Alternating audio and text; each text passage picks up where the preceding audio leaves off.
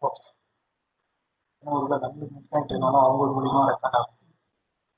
welcome you all. Good morning, participants. I welcome you all to this 5th day of the 5-day faculty development program on lab on chip. It's my pleasure to welcome the speaker of this session, Dr. Helen. She works as an assistant professor in chemistry department in SRM Institute of Science and Technology. So far you've been listening to a lot of MEMS sensors, fabrication techniques, and the materials used and all that. Ma'am is going to talk about a different topic for you to know how you can what you can learn from the characterization. So now over to Dr. Helen, ma'am. Thank you, ma'am, for your nice introduction, and I thank you all for being here for my talk. Today I'm going to talk about imaging techniques that's used for NEMS and SEMS.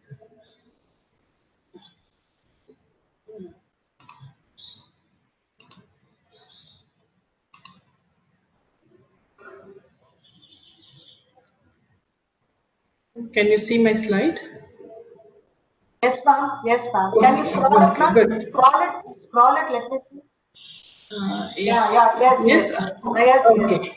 Okay, good. So I'm Dr. Helen, working as associate professor in the Department of Chemistry, SRM University. And today we are going to see how we are using scanning probe microscopy such as AFM and scanning tunneling microscopy, and also other techniques, SEM and focused ion beam techniques are used in seeing the images, or also in fabricating this NEMS and MEMS. So what are the scanning probe microscopy?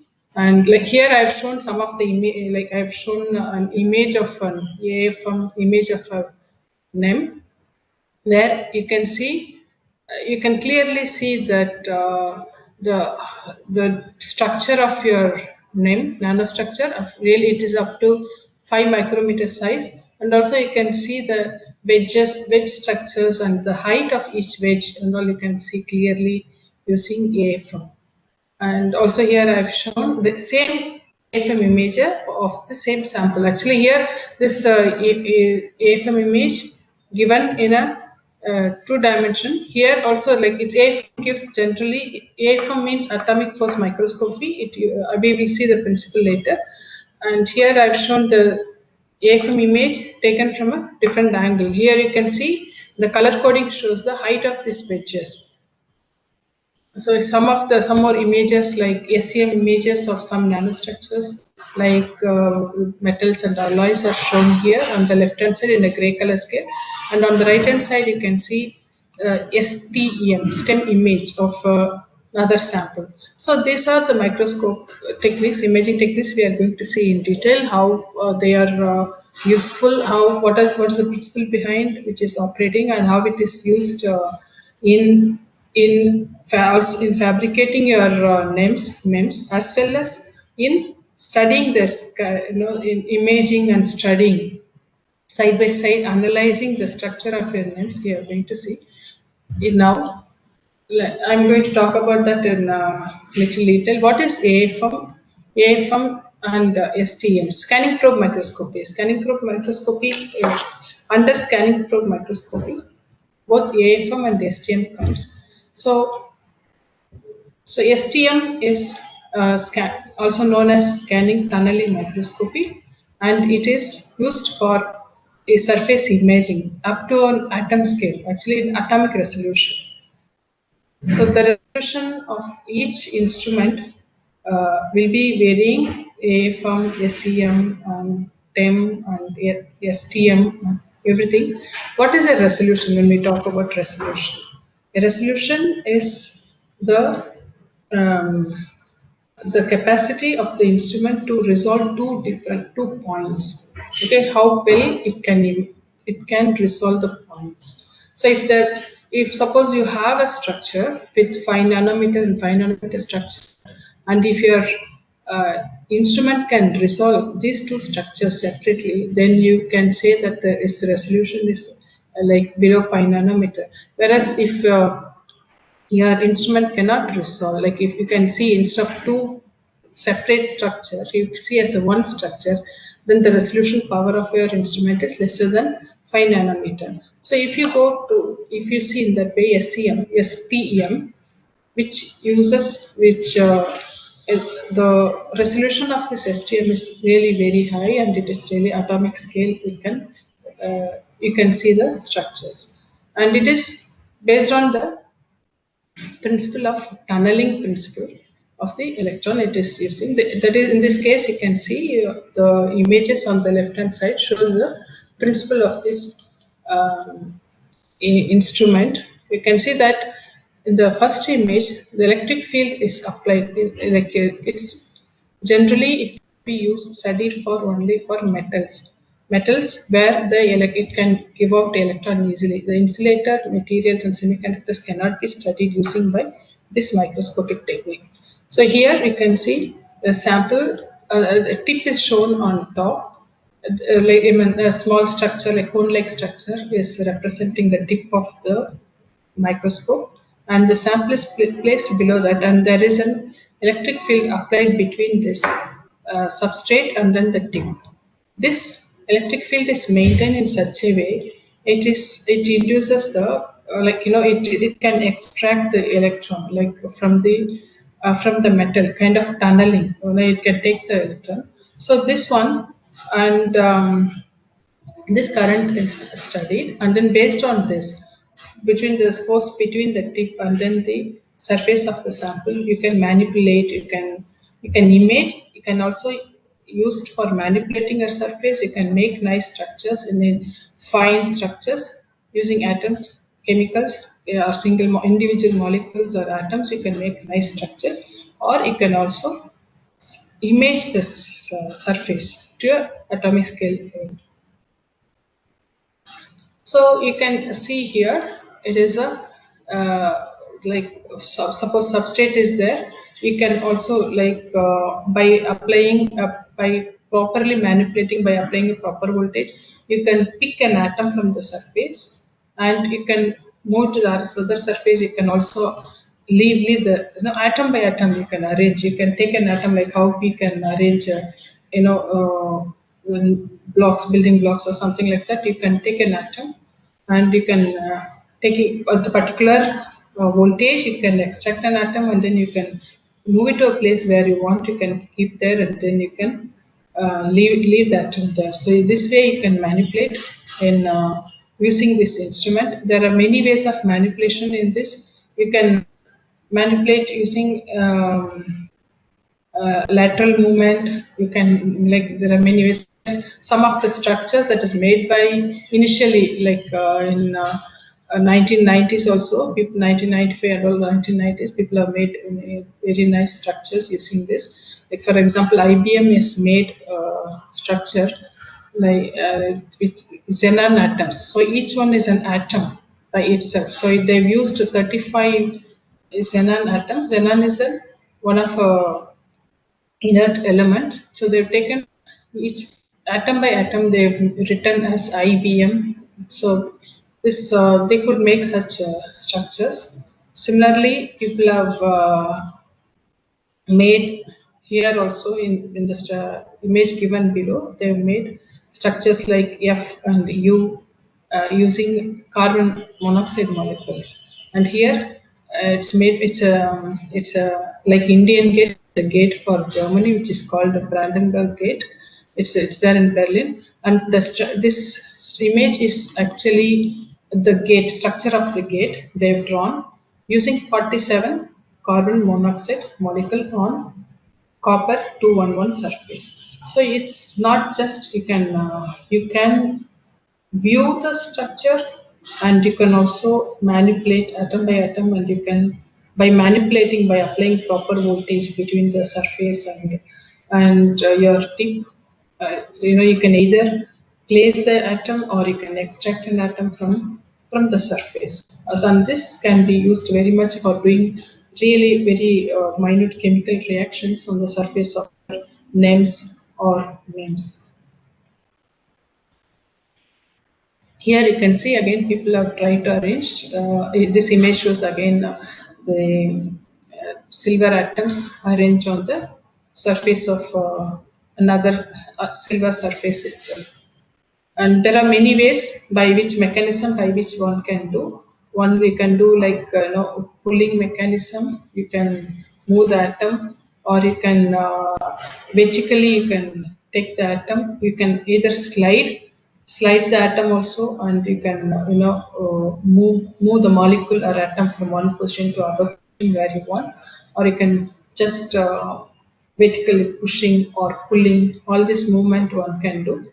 And here some of the images given, like like when you slide, how it is the how the tip is moving, and then when you pull, what is happening, the uh, resistance that is involved, and all that is given in this slide. So these are the different modes by which you can manipulate your nanostructures. And here again an image shown of molybdenum sulfide, where each some of the sulfur atoms have been removed from the surface of this molybdenum sulfide, and then like they can specifically pick. Okay, molybdenum the sulfur is bound to molybdenum, so they have to apply enough pressure, enough voltage to break the bond between molybdenum and sulfur and extract the sulfur atom alone.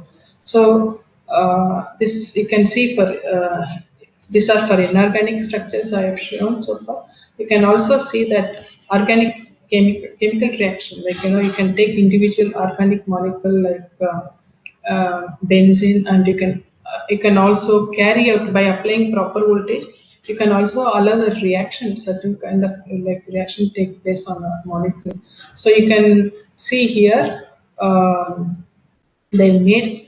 They've synthesized biphenyls out of this iodobenzene. There is a benzene with iodine group, so they've taken iodobenzene and placed it on a copper surface, and by applying proper voltage to dissociate iodobenzene to benzene, and then they made into phenyl group, and then they made this biphenyl compound.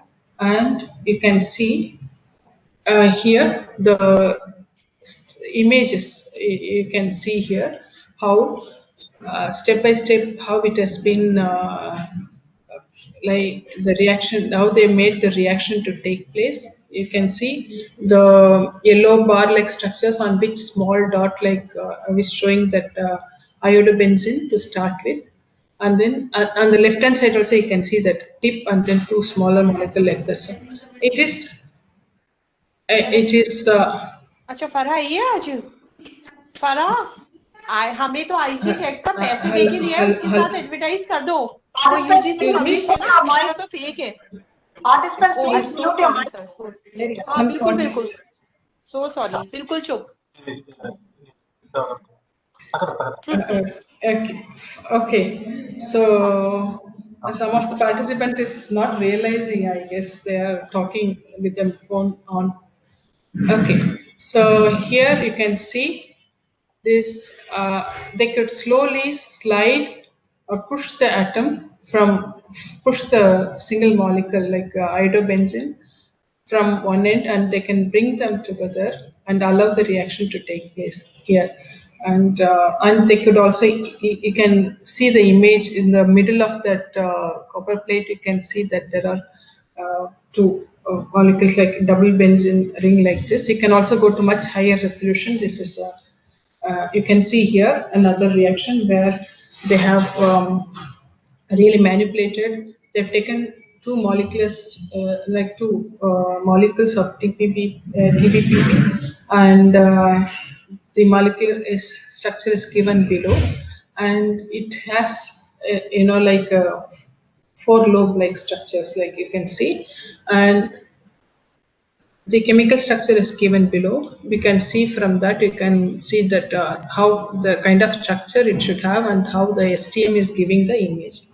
So when you can here they've not image, they've also taken one molecule, placed it on top of that in a perpendicular way, and then you can see the image B. In image A, you see two individual molecules, and then in image B, you see only one molecule, but then that the two lobes are, and out of four lobes, like two lobes are slightly bulkier, and then it is kind of stronger, which means that they've just placed it, one of the molecule they've taken and placed it on top of the other.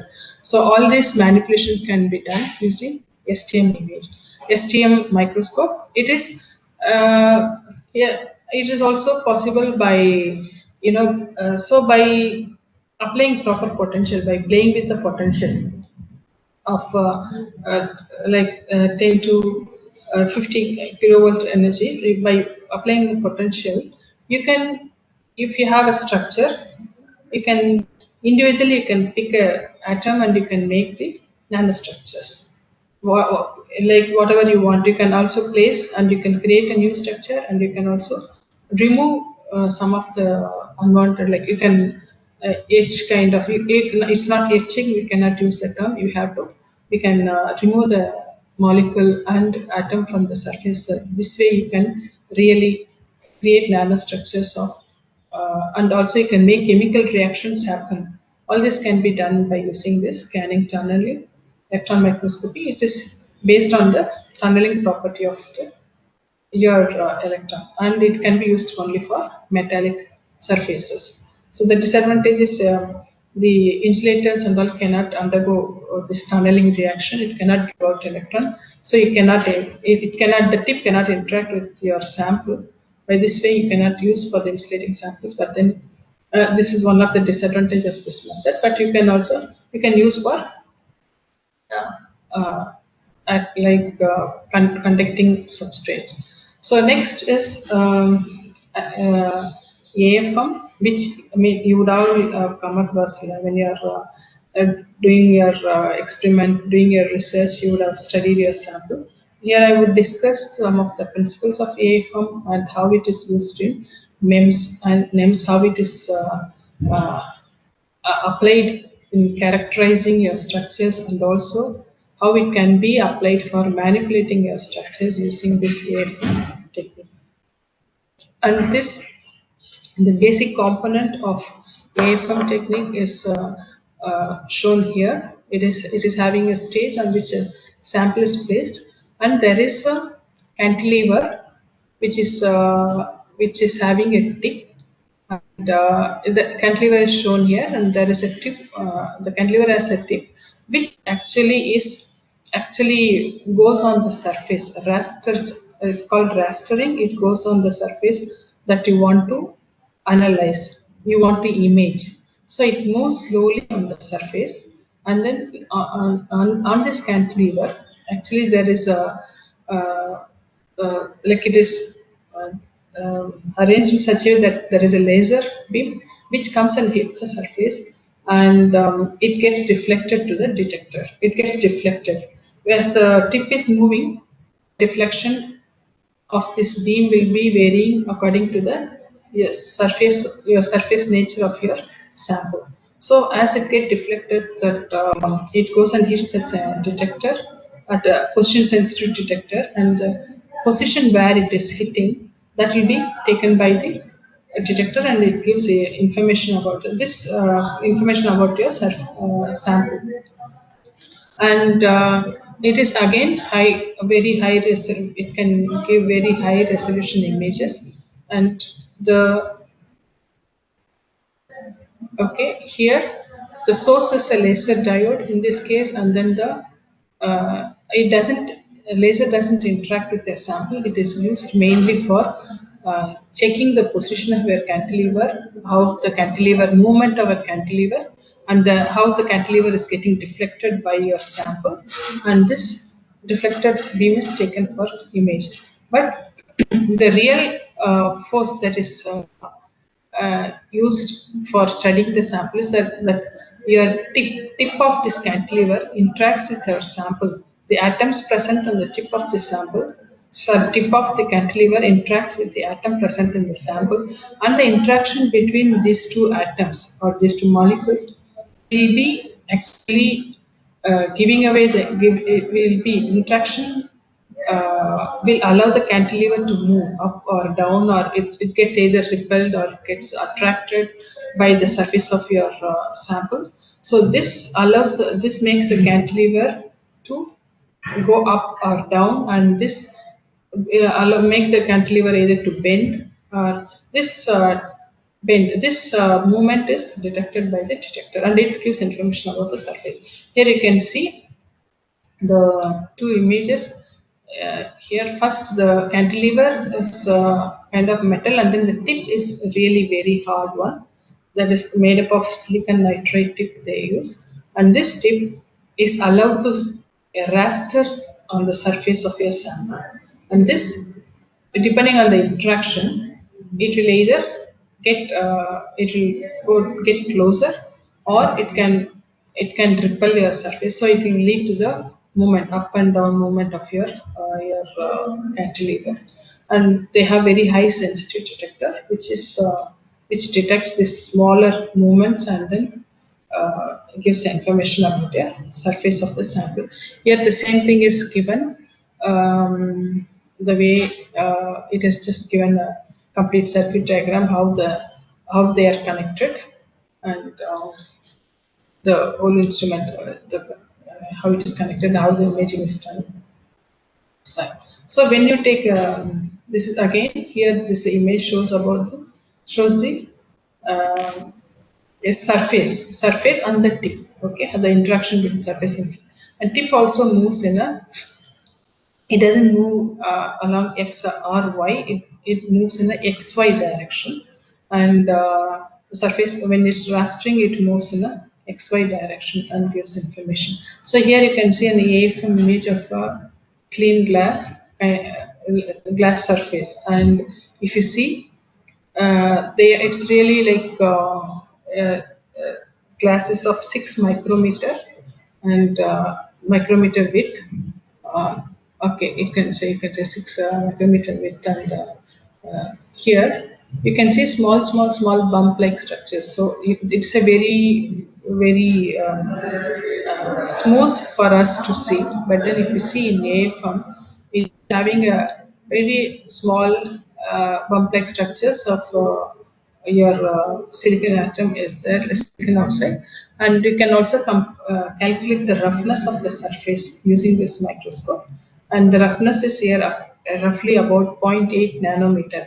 That means the surface is having like bumps of roughly 0.8 nanometer, and below is shown the raster signal of this for every distance also, how it is like. This is signal and it's converted into image, and the image is what you have seen on here on the left hand side, and the right hand side is the one how the signal is derived for each line.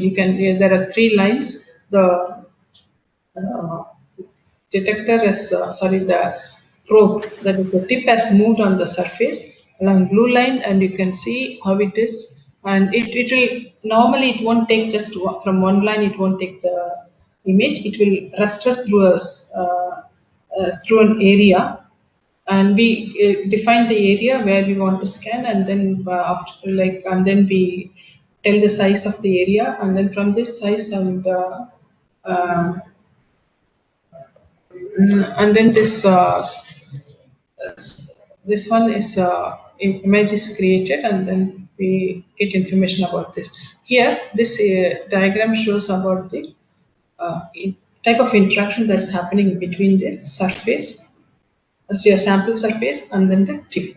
So what happens when the tip is moved closer? Normally the tip is placed at some distance, and then it is allowed to move very slowly to the surface of the sample. When the tip is moving closer to some distance, when it is far away, you get no feedback. When it is coming closer, then the tip and it gets attracted, and then suddenly it is pulled by the surface. And then beyond when it is going really much closer, then there is a repulsion force, and then it pushes the surface away. So this makes the cantilever to move, go down, up, down like this. And when you do the measurement, there are 3 different modes you have to do the measurement: contact mode, non-contact mode, and there is called one more is called tapping mode. So this contact mode means this here I can say in a contact mode that tip really almost touches the surface throughout the measurement. Okay, and in non-contact mode, the tip doesn't touch the surface; it will be resting on at some height on the surface. But then, when you're so non-contact mode is also kind of it is also known as repulsion mode, and so in contact mode, you can see here it is shown what the interaction that's happening between the tip and the surface of your sample. You can see the red line is the laser beam that is constantly, it is focused to be on the cantilever tip, head of the cantilever, because we know it is scanning is programmed. So as it scans, it's also planned. It is also programmed that the beam is constantly remaining on the surface of the cantilever. And in the contact mode, the deflection of the cantilever is kept constant, and in a non-contact mode, it is slightly oscillated, and then the oscillation is kept constant during the measurement. But there is a tapping mode which is in between this attractive force and repulsive forces. It is maintained. So in the tapping mode, what we do, tip is allowed to touch, and then it is partially in contact mode and partially in non-contact mode. So you can see here, it will be like tapping. Okay, so it will be kind of it will be partially contact and non-contact mode, and this is better in most of the cases. This is in a contact and non-contact mode. Some of the information is given here. You can see sometimes the contact mode here, the image you can see, the image that is given below, they show the position of a tip in a contact mode or scanning of the tip on the surface in a contact mode, non-contact mode, and in a tapping mode. You see that suppose you have a step-like structure in your sample. In a contact mode, that it will really be, like you can see the structure at the strip, how you get. It is kind of a peak like that it is showing. In a non-contact mode, because it's placed at a certain height, you don't even see the steps properly. It is kind of it's like a slope like that. It is giving the structure. Whereas when you do it in a tapping mode, you get really the step-like structure. So the tapping mode is because of it is working between the regime of attractive and repulsive force. It gives more information, better information about these structures like names and all that, or any nanostructures. And here you can also use this. This is kind of up to now I was talking about imaging using AFM technique. It's used mainly for imaging. You can also apply the force. Like, you can allow the surface. Then you can allow the tip to make structures, nanostructures on the surface of your sample also. You can also use the tip for making chemical reactions specifically on the surface of the nanotube also. Here one such example is given. There you can see that this tip has been used to manipulate and bring. These are the alamine, like that tail. Below the tip, there are some nanostructures like bent-like structures with the black dot at the bottom. There are some kind of chemical compounds with a long chain, and this one can be you can use by using contact mode, either by giving higher pressure. You can move the nanostructures wherever you want, or you can also use nanotip itself and you can make another layer. Like this you can do nanostructures. Here you can see an image where on the gold surface, this molecules, chain molecules are nicely arranged by using this tip itself, because they've taken the tip, they've taken and then they transferred this. Sorry, they have dipped the tip, or they coated the tip somehow with this molecule, with this compound that has to be coated on the gold surface. The gold is the substrate, that is AU substrate is mentioned here. On the gold surface, they have arranged this particular compound, that is OGT. They've arranged on this, and nicely they can one molecule they could transfer it by using this by using water. There you can see the tip is dipped in a water, kind of a drop of water, and then that water is helping in transporting the molecule or the chemical one by one on the surface of the gold. So you can, this way what you can do, see, you can also simply by these thiols, or these are some compounds which can easily, when you place it on the solution itself, it can arrange itself on the gold. But then you cannot get the structures you want. You just place this gold substrate into the solution, it gets arranged nicely in monolayer can be formed. But you want a special structure. You want only, a particular nanometer length scale you want to be arranged, and you do not want at you want a kind of line structures of this. You want to place some other compound in between this line, then you cannot do it using by simple dipping method. You can use this kind of techniques, AFM techniques, and you can transport it like really clearly where you want. So this for some, for names you can use it, and also it can be used for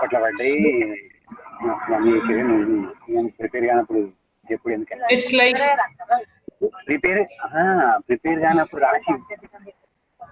so it is like the ink is diffusing away from it, and it is like painting on the surface. We can use this technique like like a drawing we can make using this technique on names. The next techniques I'm going to discuss about is this focused ion beam technique, and also combined with scanning electron microscope techniques.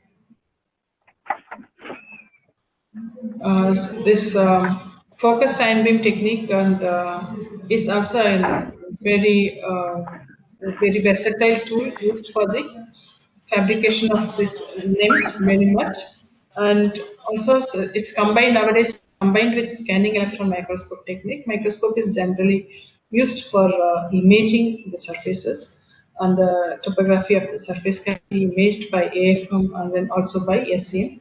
This focused ion beam technique is combined with the SEM, and people have recently of it made a huge number of names and names nanostructures. And how it is working on based on what principle, you can it is imaging the surface is what we are going to see. Here I've shown image of focused ion beam, the whole instrument. The top is the source of your ion beam. There is the source placed on the top, and from which by applying certain grid potential, which I'll explain later when I'm talking about the tip. By applying certain grid potential, you can extract the ion from the tip, and then which is allowed to pass through this kind of aperture. It's allowed to pass through the lenses. Actually, this lens are not optical lens. It is special lenses. It will be very this lens is helping in deflecting or bringing the beam straight to the through these apertures, and then finally it is allowed to fall on the sample. When it is on the sample, then it is focused on the sample, and then you can the reaction between the sample and then the beam makes the nanostructures. It helps the either the ion is coming and hitting. It's because it's ion beam instrument. The metal ion itself will be coming from the source, and then it will come and hit, and then it will knock out your nanostructures or your atom from the surface, and by knocking out, it can create the structures of what you desire. So, it's also scanning electron microscope. It's also like here I've shown the instrument picture of an instrument scanning electron microscope, where you can see on top is the it's called Velnet cap, and it is the source. That's the source for electron. Here in electron microscope, electron is used for imaging. In for FIB, ion is used. Metal ion is used for imaging. Okay. In this case, you can see the source for electron is a tungsten one, which is mentioned as a cathode, and below there is a anode place which is helping in extracting the electron from the cathode, and then it is allowed to pass through lenses. There is a condenser lens, and there is the two condenser lenses. These lenses are again, they are kind of electromagnetic lenses. They help in uh, deflecting the beam in such a way that beam is it's also narrowing down the beam. There are many ways. After the electron is coming out, the beam size of the beam has to be narrowed down to the desired size we want. If we want to really see 1 nanometer or a very high resolution, the beam should be of really very low diameter. The diameter of the beam that is coming out should be really low. For that, narrowing down, and also to remove unwanted beam that is going away, that these lenses are used, magnetic lenses. They by applying the no, but they apply current to the actually these lenses produce magnetic field by passing current through the coils that is present in the lens. This magnetic field is deflecting the beam in such a way that they are converged, and then they are made to focus on the sample. And there are, of course, it has to the apertures like projection aperture and objective apertures and all. Again, they are deciding the size of your beam. Whether it is nothing but a rod with the holes, with the hole of particular diameter. So, and the beam is allowed to pass through that smaller hole. By allowing it to pass through the smaller hole, we control the size of the beam. If you really want to really go to very high resolution, the atomic resolution you want to see, you have to use very low size hole apertures with a very smaller size, so that the beam comes is very narrow, and then you can view your sample in the high magnification. And once it is coming here, after it's hitting the sample, the interaction between the sample and the beam actually allows you to image a sample, which I'll talk about it. This is the scheme of the electron microscope. You can see here the beam, the red is the electron beam, red colored structure is the electron beam. You can see it is coming from the gun, and then it is the magnetic lenses. There are magnetic lenses which is given like square like structure. There it is getting deflected at the opening where the magnetic field is coming and allowing it to deflect. Then it is making it to converge, and there is aperture placed, and you can see at the aperture the size of the beam is slightly reduced. So like this, it is allowed to narrow down, and then it is allowed to finally fall on the sample. And here I show, this is the veined cylinder I was talking here on the topmost, like that is from where the electron is extracted. And here it is just a structure like this, and you can see the filament from which electron is coming is given a different bias, and the cylinder is one, it has a purpose, it has kind of it is closed this filament, and the electron that is coming out is already narrowed down by the cylinder. And because it is again the cylinder is also given a negative bias, and the electron is also, the source is also given a negative bias. Okay, here, and there is a, below that there is a plate, and plate which is given a positive bias. So when electron is coming out of a source, the electron is getting deflected by the because it has a negative volt, but then it is moving forward because of the positive volt that is given at the anode. So this is how they take the electron. The electron is somehow allowed to come out of it, which you will see depending on the type of tip. The process of extraction of electron will be different.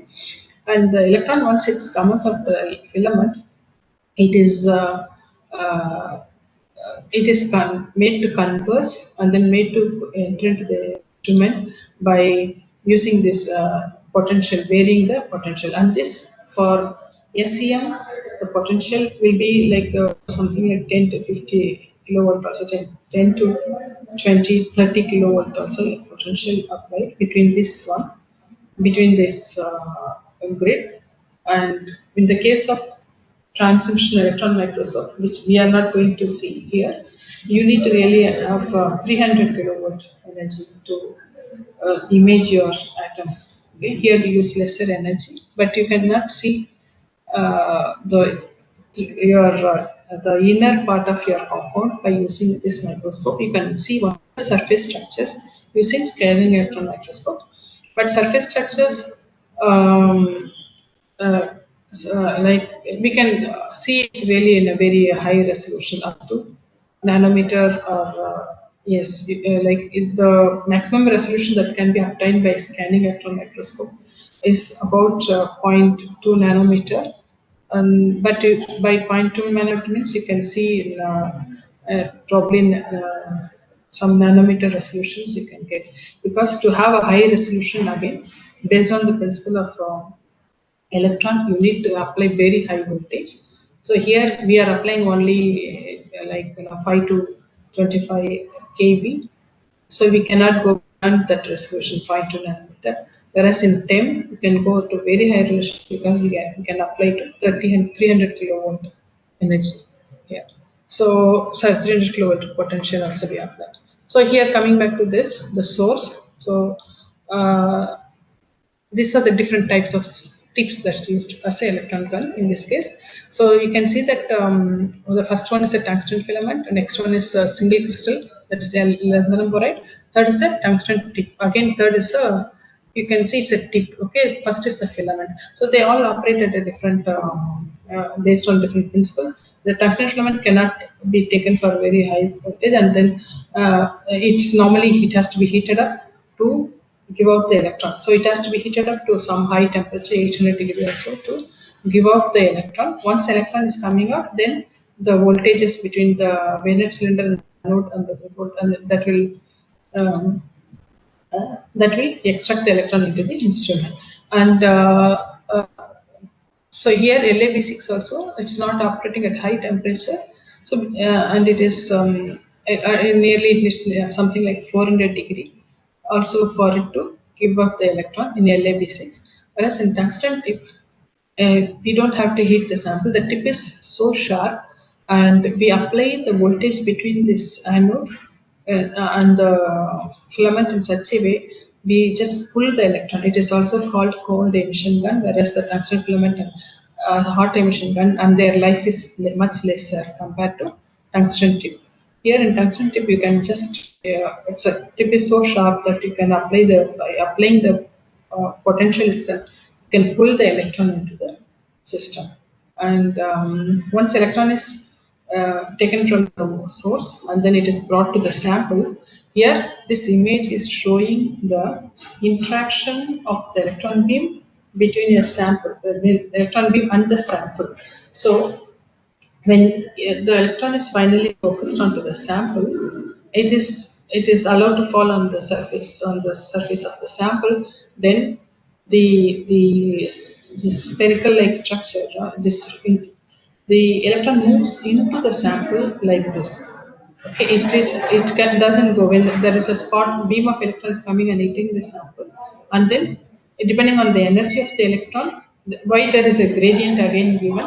If the energy of the electron is less, then it moves like a water teardrop. Okay, inside the that is how the beam is interacting with the sample. It doesn't get scattered like throughout the surface. It is It is moving like this teardrop-like structure inside. So when it is interacting with the sample in this shape, wherever the beam is moving. Okay, so various gradient colors are given, which shows the type of interaction and the type of electrons that is coming out from your sample. When you are analyzing the sample, your sample has to give out information, and the information is coming in this form. When the electron beam is given, then at certain stage you get secondary electrons, and when the beam is slightly highly energetic, then you get backscattered electrons. When you really give very high energy, then you get X-rays out of it. And each of these electrons give different information about a sample. So if you want to see what elements are there, you want to map the element present in that. Suppose you have doped certain atom in your board and you want to see where the atoms are there. You want to map it, then you have to use kind of you have to give high energy beam, and you get the X-ray that's coming out of the sample. You have to map it, and you want to just to see the surface image, and you just take the backscattered electron, and then you can take the secondary electron.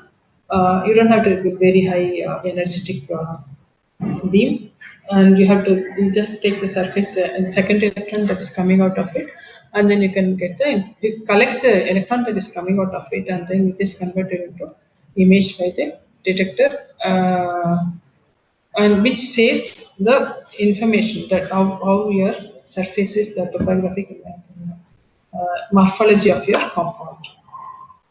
Okay, this is one such image of a NEM. You can see it's taken about 100 micrometer magnification. The bar shows 100 micrometer below, the one which is below, on top it is 10 micrometer. So you can see, you can image it at different magnification, and it gives a clear information about your surface. So when you have a NEM, you can clearly see your structure, morphology of NEMs or MEMS using this scanning electron microscopy. And similarly, focused ion beam is almost the instrument of focused ion beam is similar to scanning electron microscope. Only thing is here the source for electron, source is ion source, because you need ion for milling. It's also called focus. When you are creating nanostructures nicely, you can cut, you can do anything, like like a knife you use to cut structures, a nice art like nice articles we want to create using a knife, and fine just we want to make. Like that you can make using this focused ion beam technology. Here the ion is source, where the source is a gallium. Okay, it is a source filled with gallium metal liquid. The gallium is used because it remains as a liquid at room temperature, and this gallium is again by applying certain voltage between the tip and then your anode, it is pulled into this. And here you don't, because it is an ion beam, you don't use electromagnetic lenses. Instead of that, you use electrostatic lenses, and where it is allowed again, using this lens, it's allowed to come and hit the surface of your sample. Again, the way it is interacting. See, this is how that tip of your gallium, focused ion beam is given here. The tip has a gallium liquid metal, and when you apply voltage, the liquid that is inside is extracted, and then the ion is coming out, and it has a size of like 50 nanometer, and you can see the energy spread is up to 4 electron volt in this instrument. I don't want to go. And here it's an image which shows the combination of ion beam and focused ion beam to create nanostructures, and then SEM to image. Focused ion beam also can be used for image, but it is combined with SEM, and you can get you can create nanostructures continuously, and meanwhile you can view also through SEM using this. And the interaction, how the ion is interacting with the solid, it can be compared to the one similarly what I shown before. It is interacting with the metal, interacting with your sample, and then giving out the electron, which is used either for milling, or which is used either for imaging of our surface. And here you can see that this is how the ion beam is coming. This is the process when you mill a surface. It's called milling. That creating nanostructures using this focused ion beam is also known as a milling, ion beam milling. And when you are doing this, the process that's taking place, you can simply you can use a very low ion current. You can use it for imaging the surface. Use slightly higher current, and then you can use it for milling. That means you really knock out the, using the ions. It's heavier, much heavier compared to electron. I guess it is nearly 2000 times, 1800 times also heavier. So you knock out this your element from the surface to create the structures for your desire. And you can also make, like it's also done in the presence of you can also make the reaction to happen by sometime by applying proper gases, by sending gas, and you can allow the reaction to happen with the knocked out uh, with the knocked out ions, and then you can deposit also thin film on top of a substrate. So it's this is an image taken at different voltage. So it depends on the voltage of in any microscope, whether it's a scanning or scanning electron or ion beam or it is STM or it is TEM. The uh, resolution and the depends mostly on the voltage that is placed, the energy of the electron that is coming.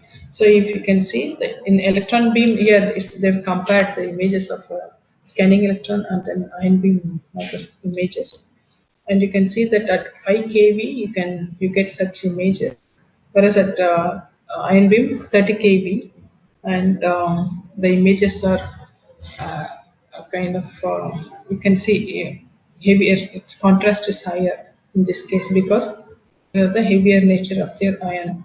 And of course, these are some of the structures you can by milling of this steel people have obtained, which the reports from the report are obtained. This and this ion beam milling is also used for milling, like creating nanostructures of AFM tips.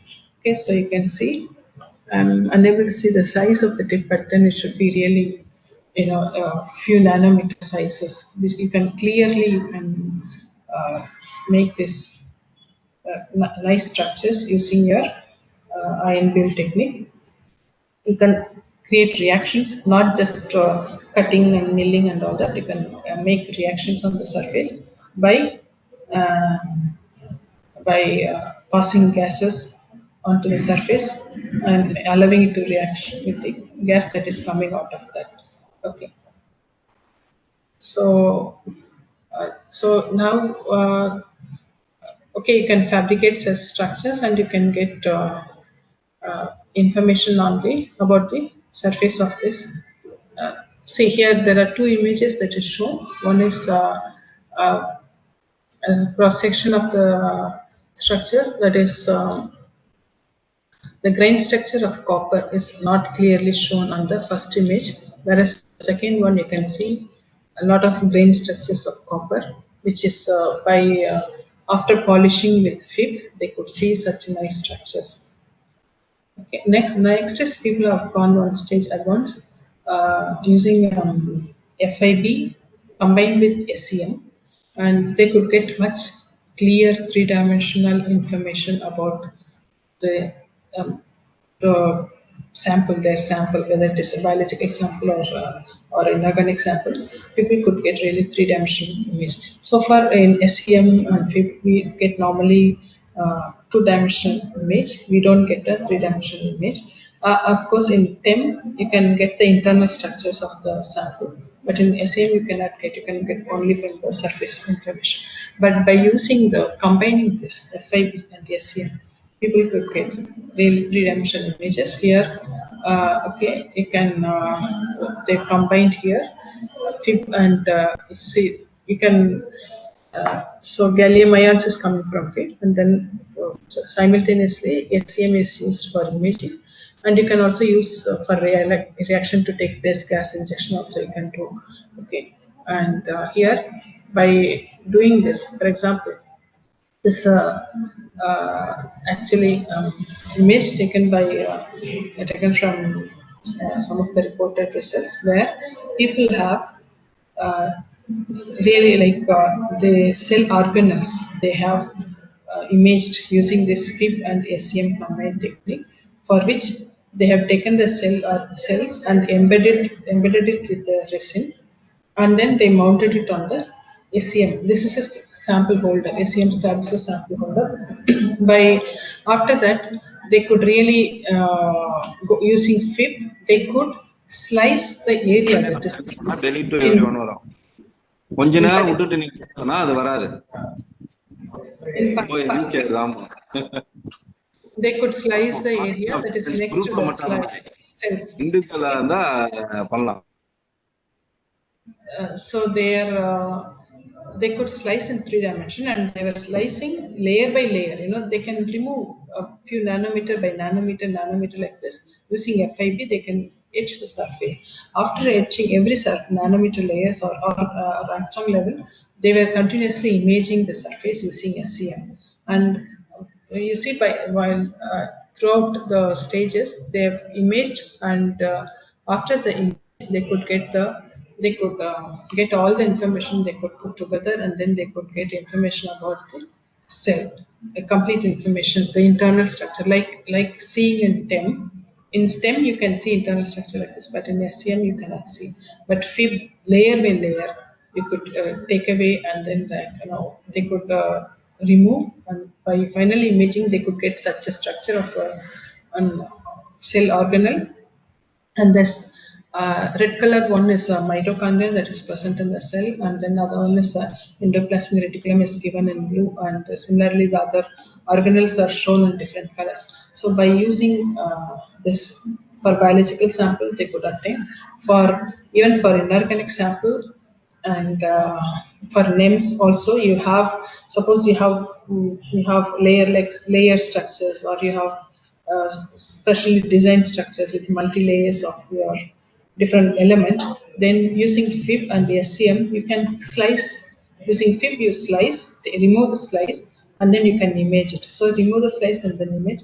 So you can kind of tomographic data. At the end, you can collect all the data, and then you can get really information about your sample. So so these are the techniques are used currently for analyzing or characterizing your names and names. So, it was a pleasure for me to give a talk on this. So, with this, I would like to thank you very much for giving me this opportunity. And, yeah. Thank you, madam. And someone has written some doubt, ma'am. I think Dr. Rajendran sir has written some doubts in the chat box.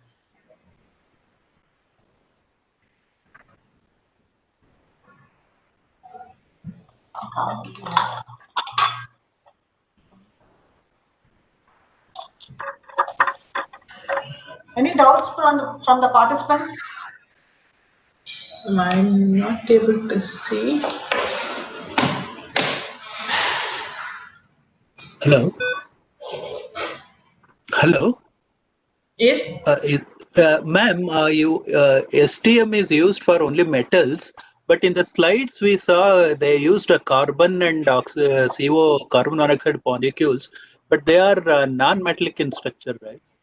So please clarify that. No, see, it is. You can place a carbon atom, and that interaction between the surface of the metal and this metal and the tip is important. That is to give out the current. If the metal surface of the metal is not able to give the tunneling voltage, then you cannot use that. But this you can place a one atom from the metal, like you can pick up and then you can place it.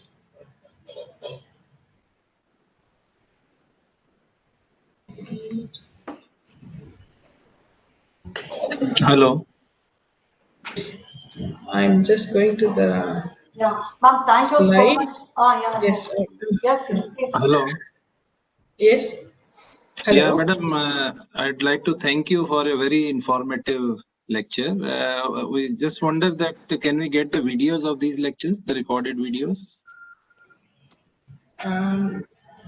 Madam should be able to tell. I'm not recorded. Ma'am, I Ma'am, request your permission, ma'am.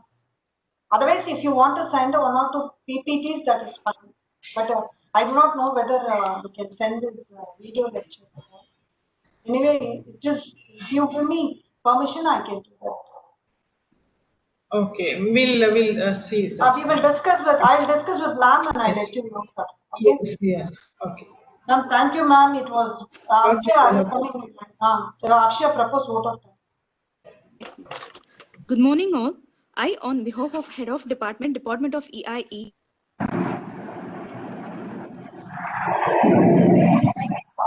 place our thanks to Dr. Helen Kaleza ma'am for today's talk. Research and findings in image techniques used for lens and I may like to express our sincere thanks for giving an alerts, atomic and later manipulations, IFM, general procedures and the knowledge you gave us will definitely help us in our future. Thanks to for involvement. Thank you all. Thank you, ma'am. Thank you, ma'am, for agreeing in the Okay. last. No mention, yes. Thank you. Ma'am, you may sign out, ma'am. It's okay. Yes, thank you so much. Okay, dear participants, we will be this afternoon. We will have a feedback session. The feedback link will be available in the ATAL AICTE portal. So you have to fill up the feedback form. Only after that you will, by filling the feedback form and by doing the test, only by writing the test, you will be getting a certificate. You'll be getting the certificate. So I request all the participants to write the test as well as to give the feedback that is available in the feedback link that is available in the ATAL AICTE web portal. And by today evening, you kindly complete the test. We will give you enough time to do the test. Test is basically to like examine how much you have understood the basics of the MEMS. So we are not going deep into the every lecture, but we have touched upon the fundamentals for you to know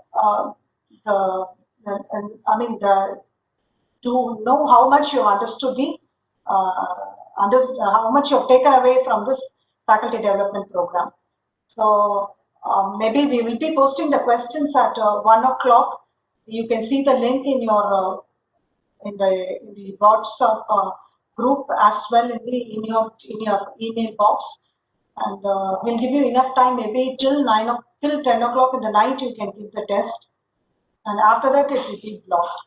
And we will evaluate the papers tomorrow, and we will upload the marks in the AICTE portal by tomorrow. And thank you once again. We will listen to another lecture. Dr. Jayashree, she'll be talking about some power generation using MEMS technology.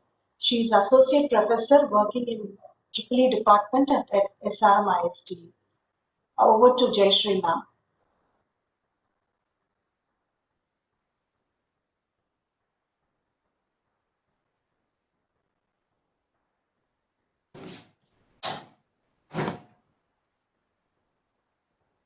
Ma'am, you can start. Okay, ma'am.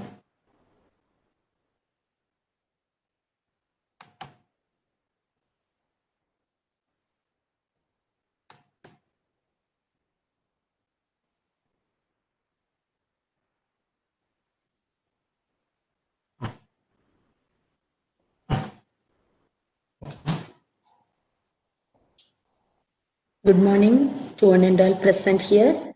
Today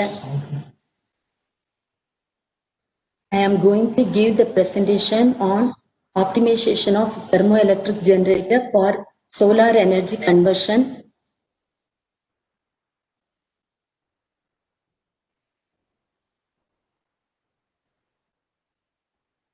The outline of my presentation consists of objective principle of thermoelectric generator and its need, modeling of thermoelectric generator, optimization of thermoelectric material, optimization of design, simulation result, and references.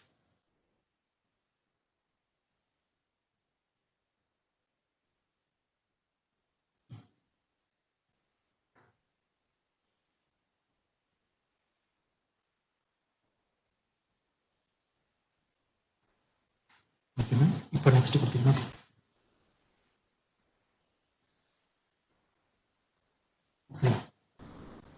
next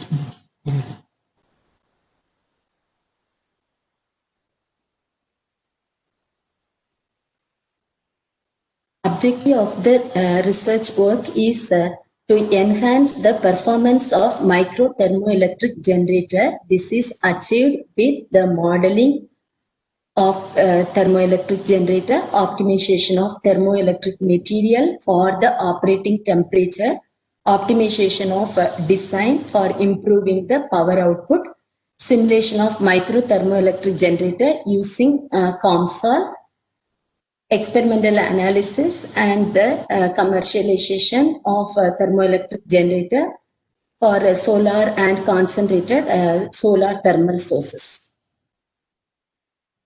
Principle of thermoelectric generator. Thermoelectric generator works on Seebeck effect when two dissimilar materials are interconnected and one of the junction is at higher temperature and other is at lower temperature. A voltage difference is generated across the ends. So the N-type and P-type are called as thermoelements which are interconnected with the help of the interconnect material.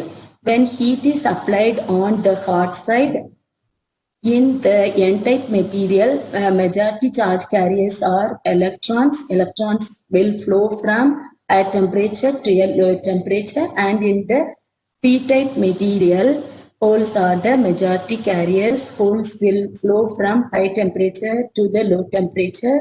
So we will have the continuous flow of electron from the positive terminal, then through the P-type material, then through the N-type material. When we connect a load across the terminals, current will flow through the load. So the thermoelectric generator input is heat energy and the output is electrical energy.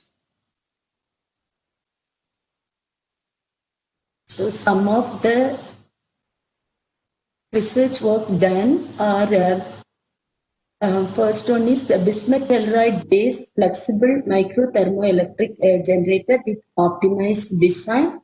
In this paper, we have the vertical type micro thermoelectric generator, and in vertical type micro thermoelectric generator, heat flow from top to bottom and the power density is obtained for the bismuth telluride based thermoelectric generator. Next one is fabrication and characterization of Cmos MEMS based micro thermoelectric generator. In this paper, we are using horizontal type micro thermoelectric generator. Here, heat flows horizontally from hot side to the cold side. Here, the connect area of the source with the thermoelectric material is less, and the thermoelectric material used for the fabrication is polysilicon. Another one is the development of micro thermoelectric generator for solar energy conversion. Here we are using bridge type design for the transparent glass substrate.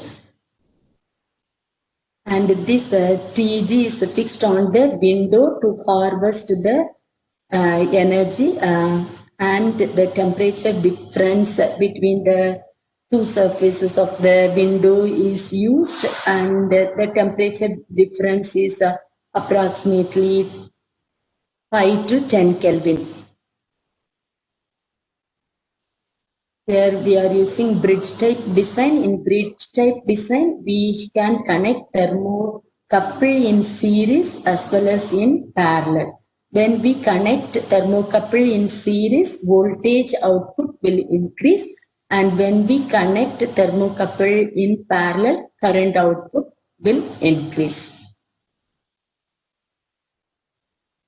Fabrication and characterization of Cmos based thermoelectric generator. Here to enhance coupling of heat flux, hot side and cold side regions are evacuated.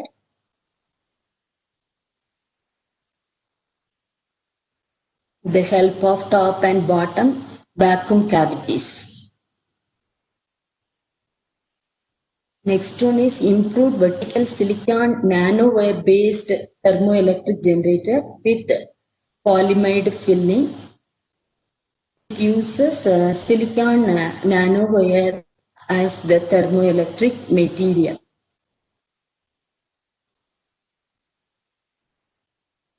Thermoelectric energy scavenging with the temperature gradient amplification. The cold side heat is removed with the fluorocarbon, and the boiling point of it is low. Due to this, cold side temperature is reduced. This increases the power output. The voltage produced in thermoelectric generator depends on the temperature difference between the hot side and the cold side. And next is optimization and fabrication of a thick flexible polymer based micro thermoelectric generator. Here optimization in design is done for the improvement of the efficiency factor. So the efficiency factor is P0 divided by Ag del T square. It is optimized for the length of the thermoelectric generator.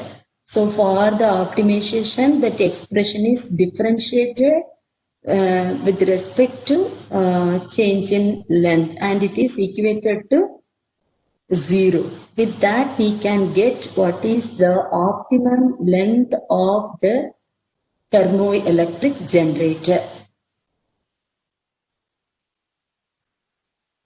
Next is model for geometry optimization of thermoelectric device in hybrid PVT system. So instead of using thermoelectric generator as a single system, we can go for PV along with the thermoelectric generator.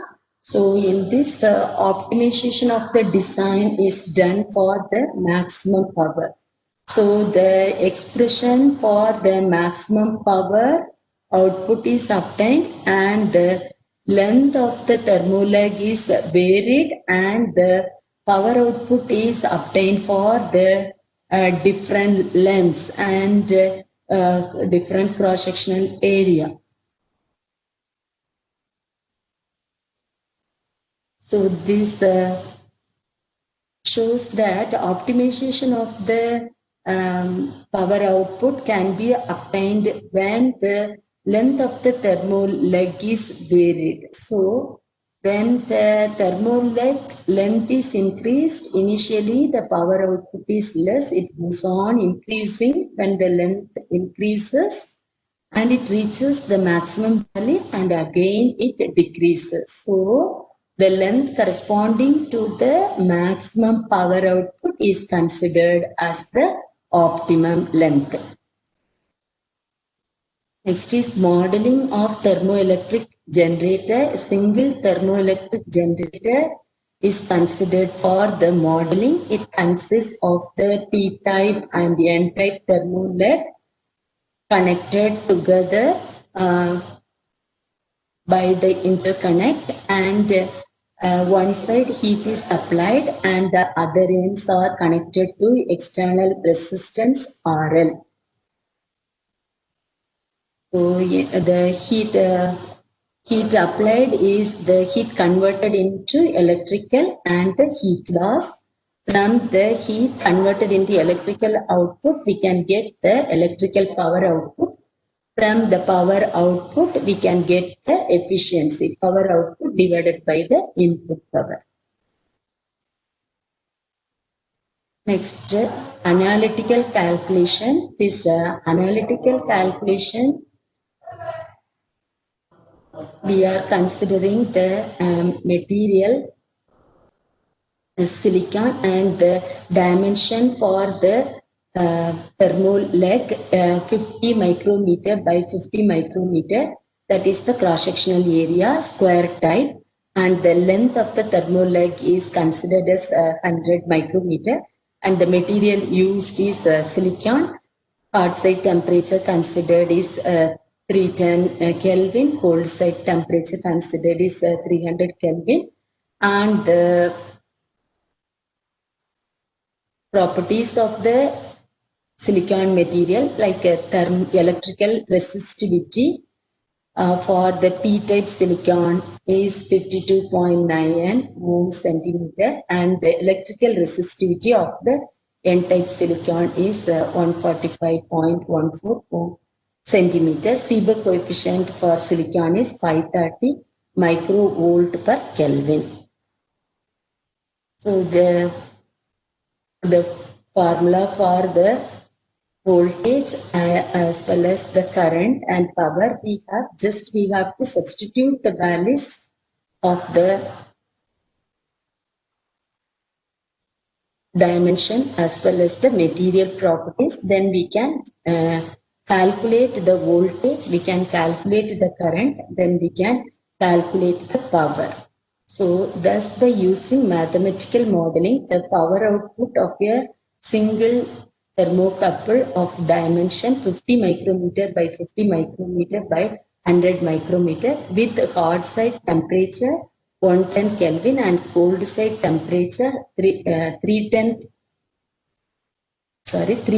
Kelvin is calculated as 0.142 microwatt. So we have in analytical calculation, we have the expression for the voltage, we have the expression for the current in terms of the material properties, in terms of the heat input, that is hot side temperature, cold side temperature. This we are substituting those values, then we can calculate. So we will get some idea. Instead of fabricating the device, before fabricating, we can do the analytical calculation using the formulas and substituting the values of our required material and required dimension and required temperature at the hot side and cold side, we can find out what is the electrical power that we can harvest. Next is optimization of the thermoelectric material. So optimization of thermoelectric material is done for various heat source input temperature. So we know that sun is the major source of heat energy. So the solar radiation is obtained per year for the different months, January to December, and the solar radiation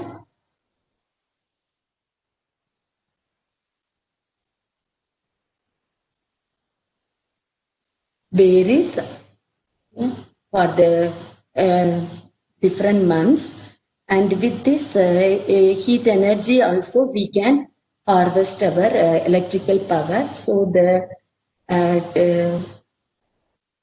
heat in the atmosphere due to solar radiation.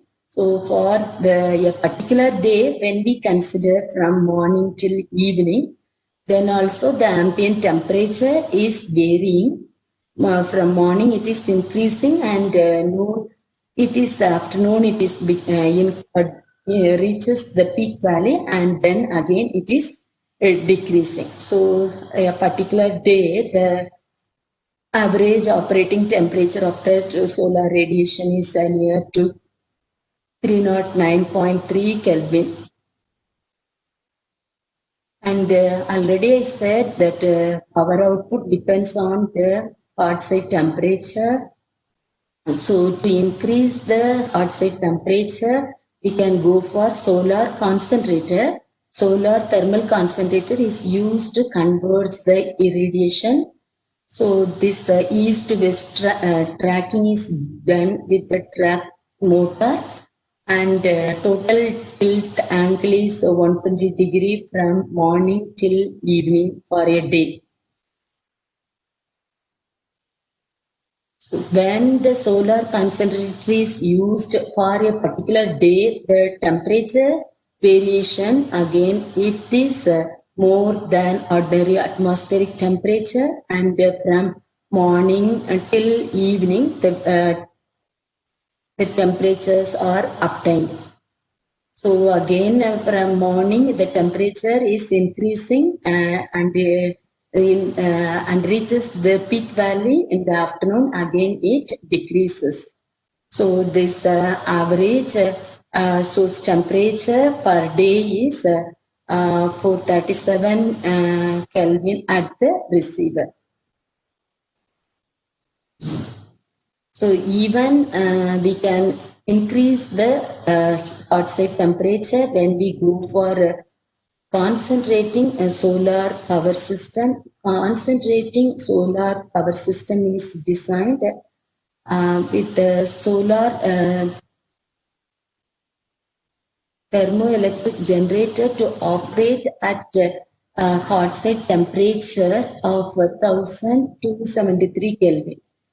So for this, the design include improved solar selective absorber material to enhance a high absorptivity of the solar radiation, to enhance the performance of solar thermoelectric generator.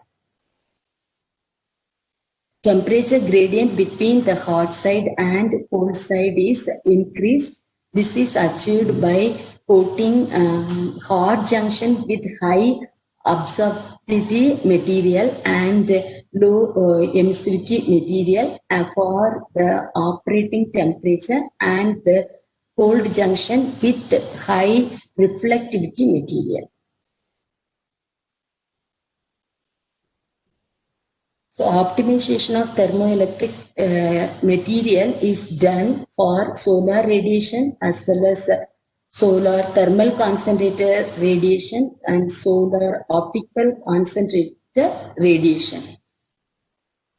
Operating temperature for solar radiation is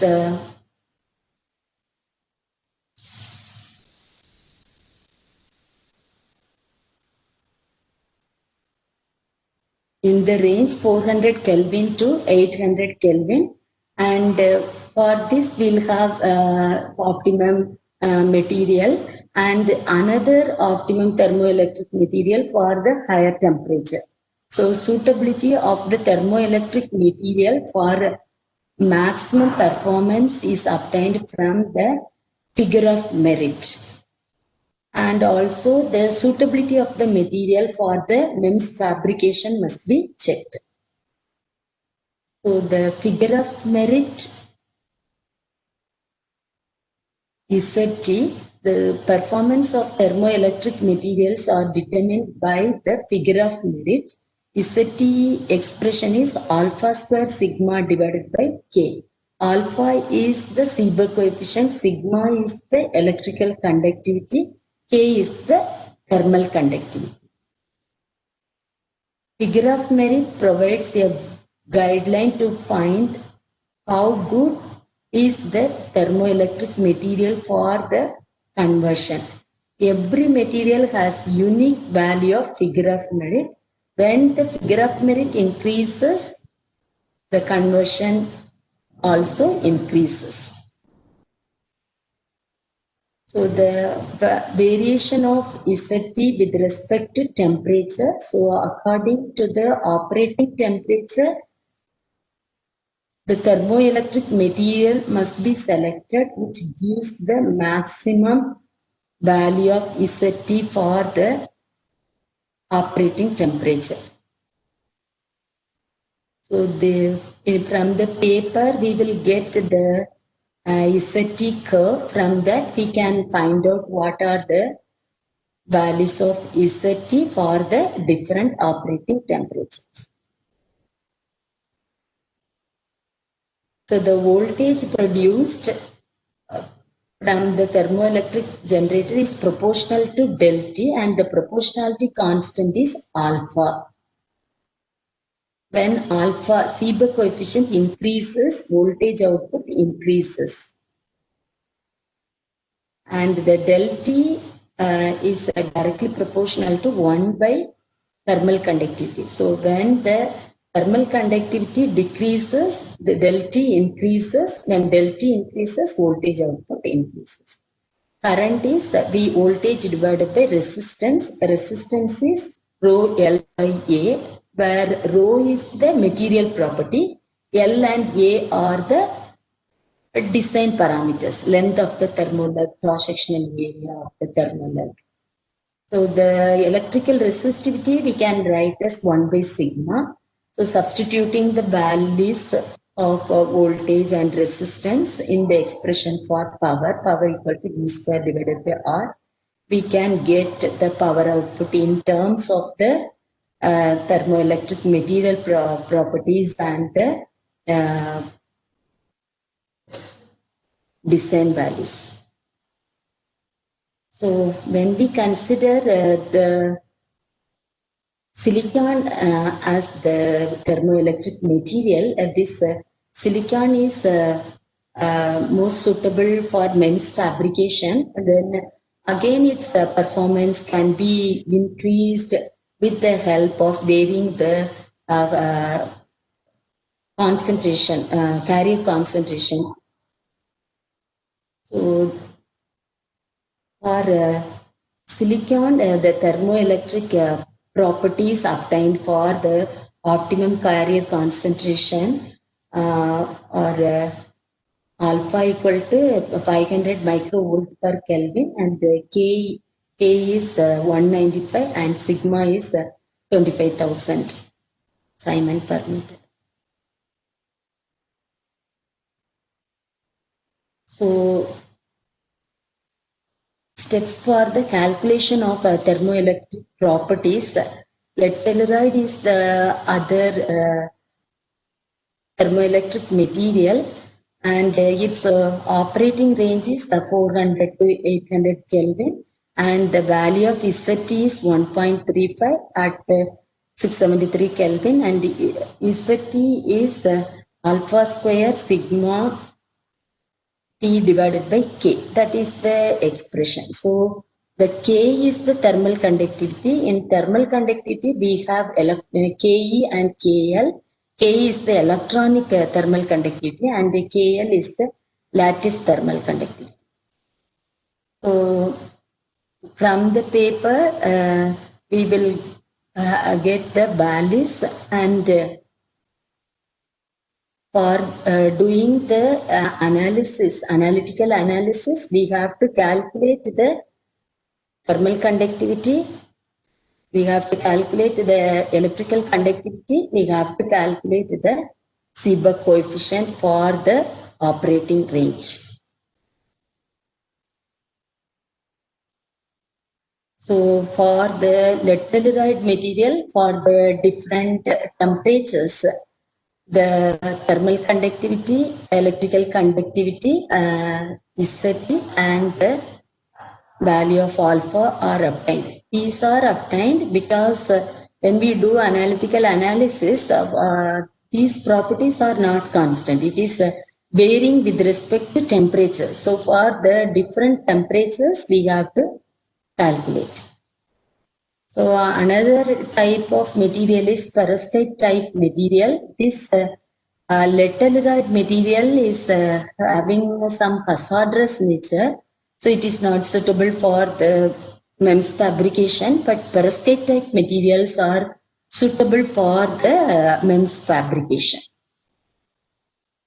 And for the perovskite type material, the different parameters like electrical conductivity for different temperatures and thermal conductivity and Seeberg coefficient are obtained for the different operating temperatures. So we have the comparison of the various material. Okay, so whenever we are selecting the material, we must know what is the source temperature we are going to use, because each material will operate for a particular temperature only. So we have to select the material according to our operating temperature. And one more thing, when we go for MEMS fabrication, we have to check whether the material is user friendly for the MEMS fabrication. Next is optimization of design. Optimization not only in material optimization we are doing with the help of ZT. What is the maximum value of ZT that we are getting? That is the suitable material. And for the design, again, we are going for the optimization in the design. Okay.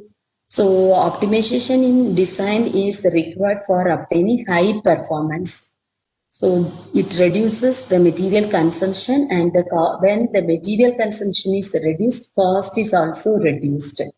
So here the optimization of thermo leg is done for the maximum power output. So for the thermocouple, the specifications are the thermo leg and the contact length and cross-sectional area and the material properties like resistivity, thermal conductivity, Seeberg coefficient, hot side temperature, cold side temperature, temperature difference. So this is the model of thermoelectric module. So we have a P-type material, then we have interconnect, then N-type material, and we have interconnect. We can connect many in a series. When we are connecting in series, we can increase the voltage output.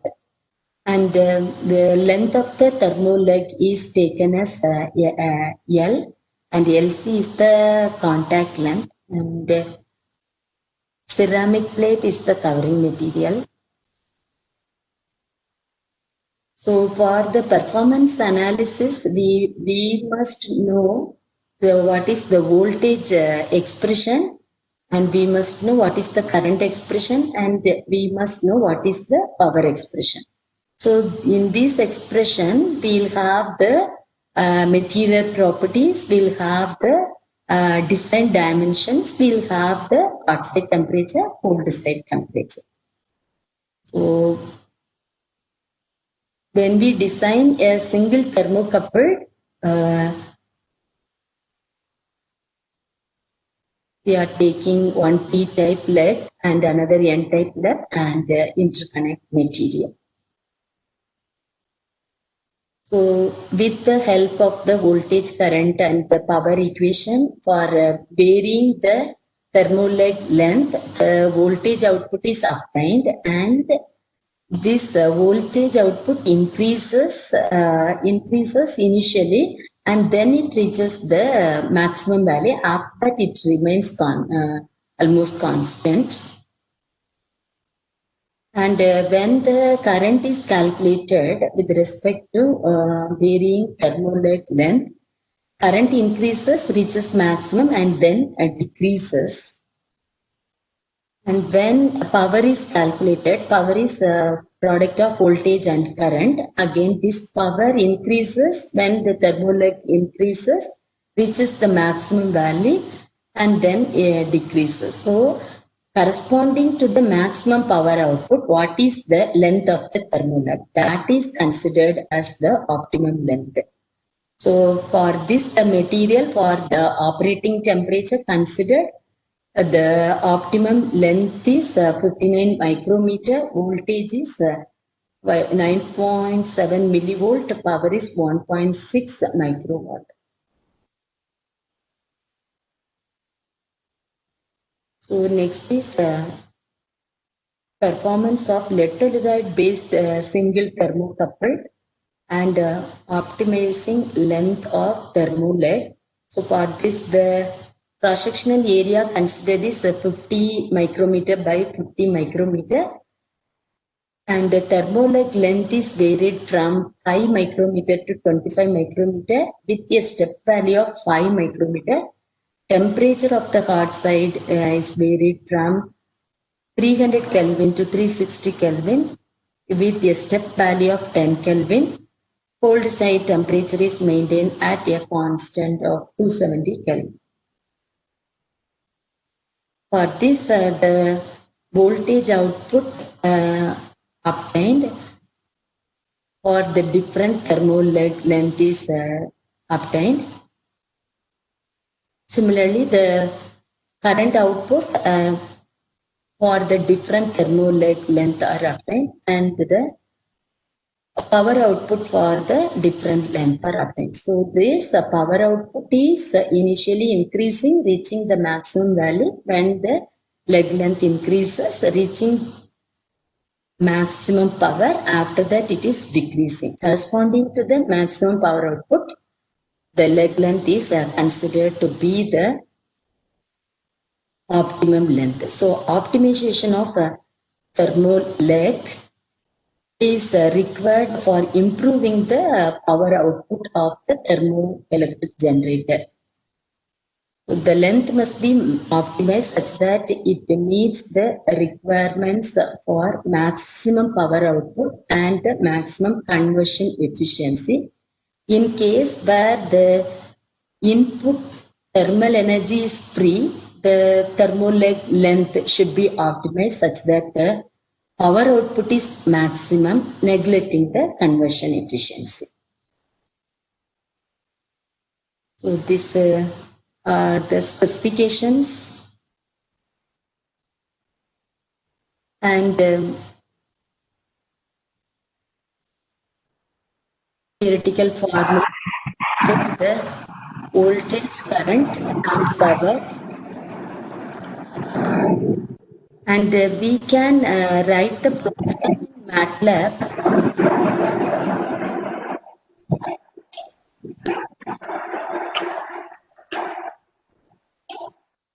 We can write the program in MATLAB, and by running the program directly we can get the plot between the variation of the thermoleg length and power output, and we can from that we can directly get the optimum length for the voltage, current and the power. And this is about the simulation using COMSOL. So these analytical expressions are used for the analysis, and the accuracy of the numerical analysis is more compared to the analytical analysis, because in some of the application we are taking analytical analysis, we are taking A as the cross-sectional area 50 by 50. But when we make our design, if the design is not a proper rectangle, we may have a different shape, then this numerical analysis will get better accuracy. Okay, so this in a COMSOL we can go for the numerical analysis and the accuracy is more. So this is the simulation output we got from COMSOL software. So I have designed couples, and the thermocouples are connected in series as well as in parallel. And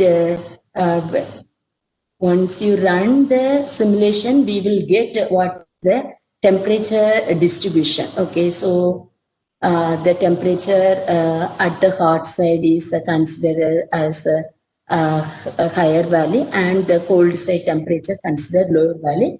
So from the simulation itself, we can get the temperature distribution.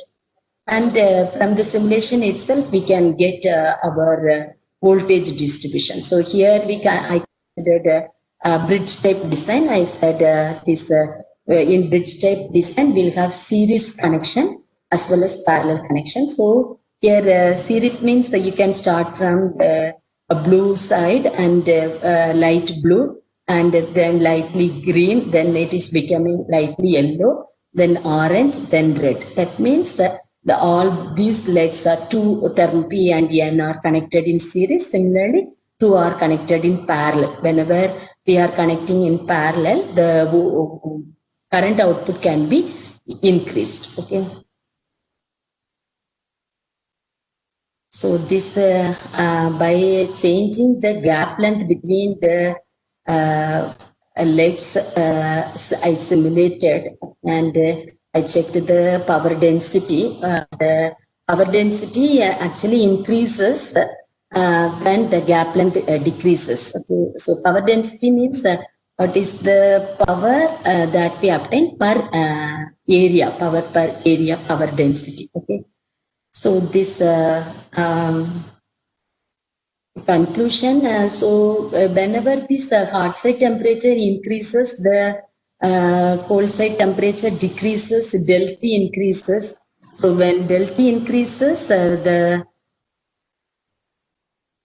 our voltage output increases, and this optimization in length also, when we do, we can get the optimized length for the maximum power output we can achieve.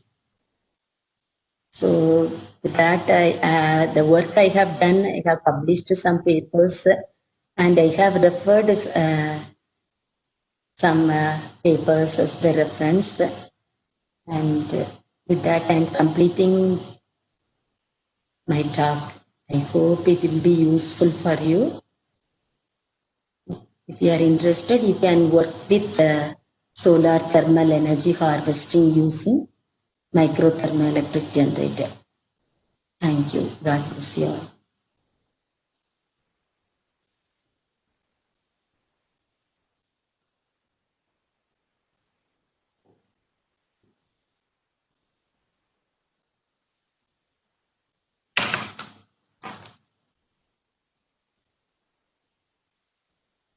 Any questions, participants?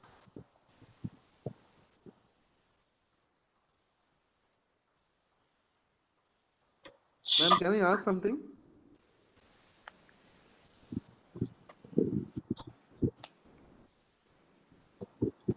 Am I audible? Yes, yes, you are audible. Wait, let the speaker settle down. Okay, ma'am. Ma'am, people are asking doubts, ma'am. Oh, okay, ma'am. Okay, ma'am. Okay, ma'am.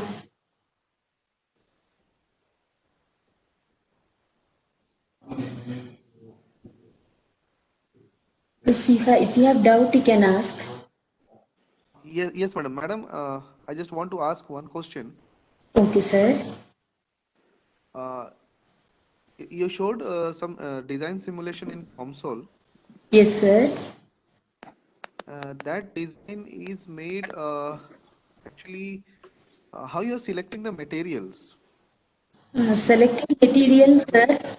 Yeah, first thing is you must finalize your source, whether you are going to use solar radiation directly, or you are going to use the waste heat from vehicles, or you are going to use some furnace heat. So because each source will have different temperature. So first step is finalizing the source temperature. After finalizing the source temperature, you must select the suitable material, because all the material will not operate for all temperatures. So for every material, some range of temperature will be there as the operating temperature.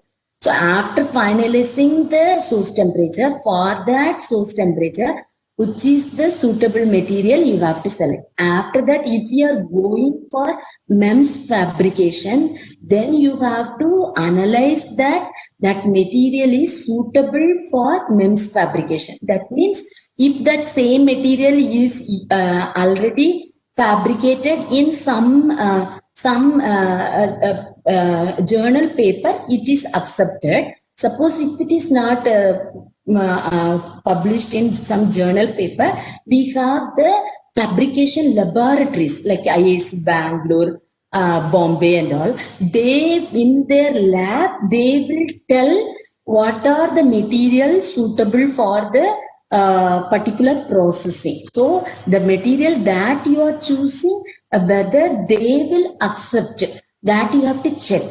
If you are going for the fabrication, if you are doing simulation, then in this console software, you have the material selection. Just select the material, and for that material, you will have the database of all the properties. Suppose in the thermoelectric material present in the material library, if the material that you want to use is not available, then you can use your material properties there and you can simulate it. Simulation, selecting the material is not a problem. But if you are totally interested in fabrication, then you have to check whether the material is suitable for the fabrication, user friendliness of the fabrication. Madam, thank you. Actually, I'm doing some simulation on SAW resonators. Okay, Just sir. trying to make some interdigital transducer based on that piezoelectric material, and I have chosen some lithium niobate for that. Okay, sir. Final output I'm getting, but the curve, the plotting, that plotting is coming out after fabrication. Simulation, I'm sorry. So that plotting difficulty actually I'm facing. So can you help us? Yes, sir. You can come to our university also. You have to ask Dr. Bimla Juliet ma'am. She will help you in the lab also. We have many faculties are there. Suppose if whatever suggestion ma'am is telling, you do according to that, sir. We are interested to help you. Okay, sir. Thank you. Send the email address. Okay, sir. Thank you, ma'am. Thank you. Thank you.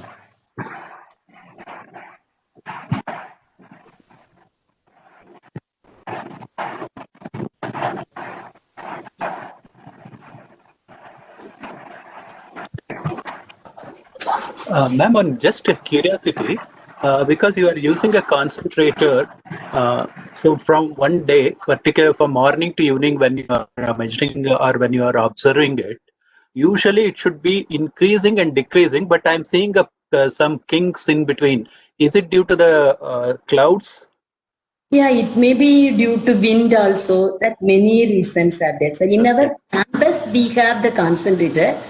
We have one project that solar concentrator based. This boilers are, yes, they are using some cooking. They are using the solar concentrator. So we used that facility only. So in actually it depends on the cloudiness. It depends on the wind. Sometimes if wind velocity increases, then also it is changing. So it is. Yes, it is the situation. It will vary, sir. Climatic conditions. Yeah, okay, okay, ma'am. Okay, Thank you. sir. Oh, okay, thank you, sir.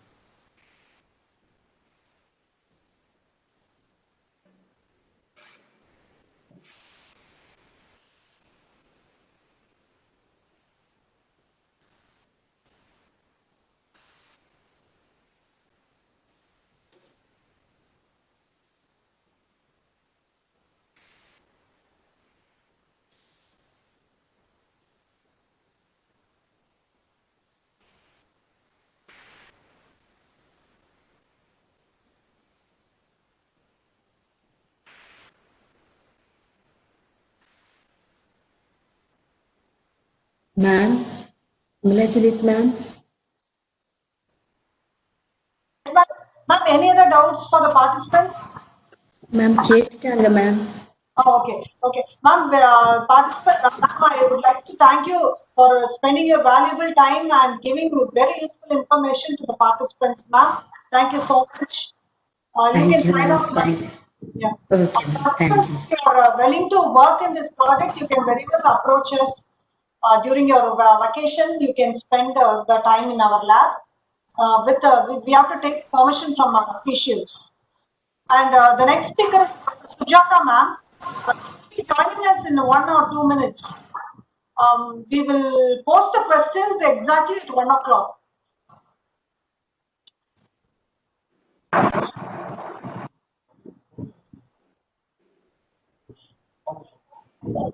Yeshu ma'am, you can sign out.